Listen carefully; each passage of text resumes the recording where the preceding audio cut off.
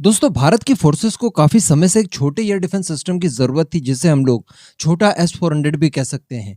इतिहास गवाह है कि इन छोटे छोटे S-400s ने ओरिजिनल और बड़े साइज के S-400 से ज्यादा प्रोजेक्टाइल्स को आज तक युद्ध की परिस्थिति में मार गिराया है। कहने का मतलब, आपका हथियार जितना छोटा होता है ना, उतना वो ज्यादा कारगर होता है और उसका इस्तेमाल करना आपके लिए उतना ही ज्यादा सरल और लाभदायक साबित होता है। तो इसी तरह के एक छोटे से हथियार का परीक्षण DRDO द्वारा किया गया है, जिसे आप बिल्कुल बिना हिचक के छोटा S-400 कह सकते हैं। आगे मैं आपको इसके सारे इंपॉर्टेंस वगैरह बताने वाला हूँ कि किस तरह से ये भारत को मदद करेगा, चाइना हो या फिर पाकिस्तान हो, दोनों के ही खिलाफ।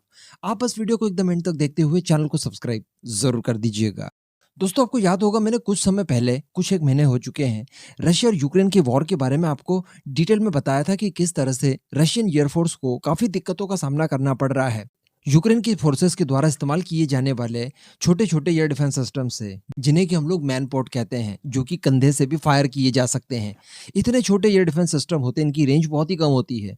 कई बार 3 किलोमीटर, 4 किलोमीटर, 5 किलोमीटर, और इनका एल्टीट्यूड भी 1 किलोमीटर से लेकर 2-3 किलोमीटर तक लगभग होता है। लेकिन दोस्तों, इनकी वजह से रशियन फोर्सेस इतनी ज्यादा परेशान हो चुकी है कि जिसका कोई भी अनुमान नहीं लगाया जा सकता।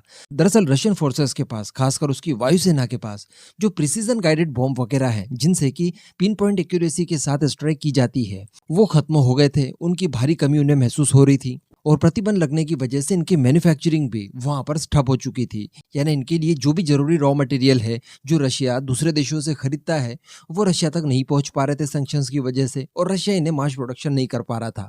अभी जितने थे उतने वो समाप्त कर चुके थे।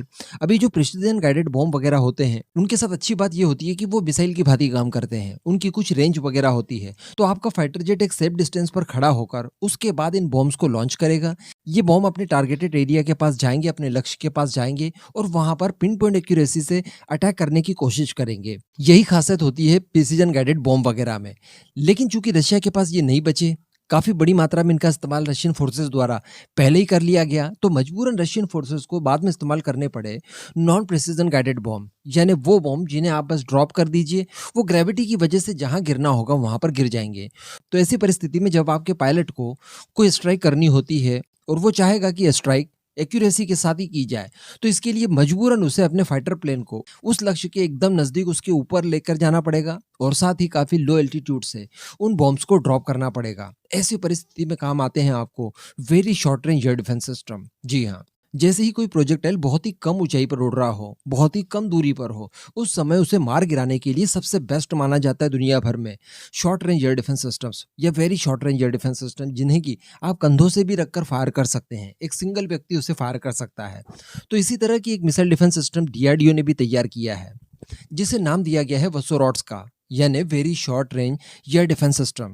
इसकी रेंज कोई बहुत ज्यादा नहीं है, केवल 6 किलोमीटर की रेंज इसकी बताई जाती है, और 3 किलोमीटर के एल्टीट्यूड पर ये किसी भी प्रोजेक्टाइल को मार गिराने में सक्षम बताया जाता है। अभी 27 तारीख को, यानी कल के ही दिन, DRDO ने ओडिशा के चांदीपुर में इसका एक सफल परीक्षण किया। इस परीक्षण के दौरान इसकी मिसाइल और इसके लॉन्चर दोनों का ही ट्रायल लिया गया, और दोनों ही अपने सारे पैरामीटर्स में पूरी तरह से पास हुए। इसकी जो मिसाइल है, उसके लिए इस्तेमाल किया जाता है सॉलिड फ्यूल रॉकेट मोटर का, और इसी वजह से ये काफी ज्यादा पावरफुल हो जाता है। इसने पिन पॉइंट एक्यूरेसी के साथ अपने टारगेट को मार गिराया।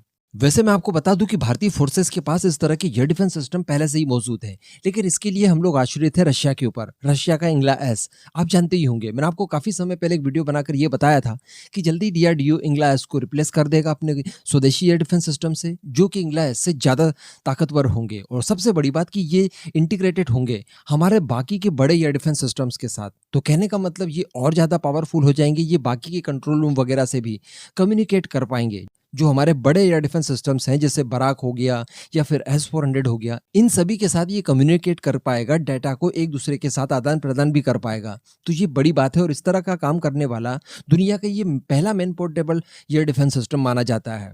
तो कहने का मतलब, काफी एडवांस है, काफी हाई एक्यूरेसी है इसकी। किसी भी युद्ध की परिस्थिति में ये गेम चेंजर साबित होगा। खासकर चाइना का फ्रंट लाइन ऑफ ऑफेंस जब भारत की तरफ अटैक करने के लिए बढ़ेगा, खासकर उसके ड्रोन्स वगैरह या फिर उसके हेलीकॉप्टर वगैरह, वो जैसे ही आगे बढ़ने की कोशिश करेंगे, हमारी पैदल सेना बड़ी आसानी से इन मैनपैड के जरिए उन्हें मार गिराने में सक्षम होगी। जो DRDO के द्वारा ही QRSAM वगैरह बनाया गया है, उनकी तुलना में भी ये ज्यादा आसान है। आप टारगेट को बिल्कुल देख लीजिए, जो बिल्कुल ही कम ऊंचाई पर, कम दूरी पर उड़ रहे हैं, पहाड़ों के बीच में उड़ रहे हैं। क्योंकि हम सभी लोग जानते हैं कि जो एलएसी की ज्योग्राफी है, वो ये कुछ इसी तरह की है। पहाड़ों में छुप-छुपाकर दुश्मन घात लगाकर आपके ऊपर अटैक कर सकता है। एक सेफ डिस्टेंस के साथ खड़ा होकर, तो उन परिस्थितियों में भी आप दुश्मनों के टारगेट्स को बड़ी आसानी से इस वसुराट के ज़रिए न्यूट्रलाइज़ कर सकते हैं। कहने का मतलब इसके फ़ायदे एक छोटे से वीडियो में गिना पाना बहुत मुश्किल होगा और सबसे बड़ी बात कि इसने विदेशी निर्भरता खत्म कर दी, ये ज़्यादा अच्छी बात है।